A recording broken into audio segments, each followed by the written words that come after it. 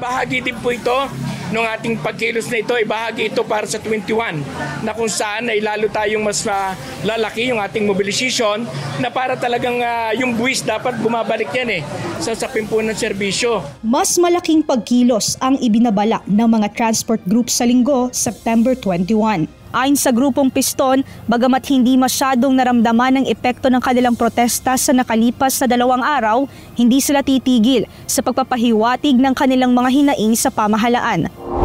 Ayon sa grupo, patiki pa lamang ito at inaasahan na mas lalahukan ng mas maraming bilang ng mga tsuper, manggagawa at ibang sektor ang pagtitipon sa linggo. Bukod sa mga isyong direktang may kinalaman sa transportasyon, kaisa rin sila ng iba pang grupo na nananawagan ng makatarungang pagkilos laban sa katiwalian sa pamahalaan. Dahil biktima tayo ng usapin ng korupsyon, kaya dapat magkakasama po tayo.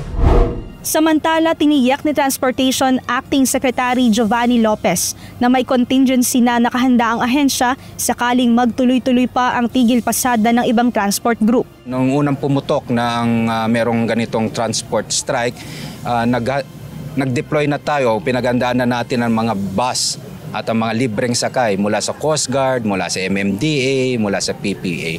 So I think we have like 16 government assets ready for deployment. Ayon pa sa opisyal, magmula kahapon ay mayroon ng nakinabang na mga commuter sa kanilang libreng sakay.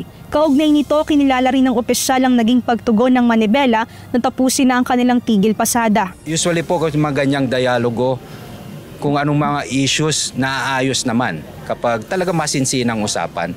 I'm not yet privy on what specific matters they've discussed. But the good thing, makikita mo na merong kooperasyon ang Manibela at ang DOTR LTFRB. Bagamat hindi kasama ang Piston sa naging pag-uusap ng Manibela at Land Transportation Franchising and Regulatory Board, iginiit ni Piston Chairperson Modi Floranda na nirerespeto nila ang desisyon ng Manibela na itigil ang kanilang tigil pasada at pagpoprotesta. Mia Alonso, UNTV News and Rescue. Diyos ang aming sandigan, serbisyo publiko ang aming pinahahalagahan.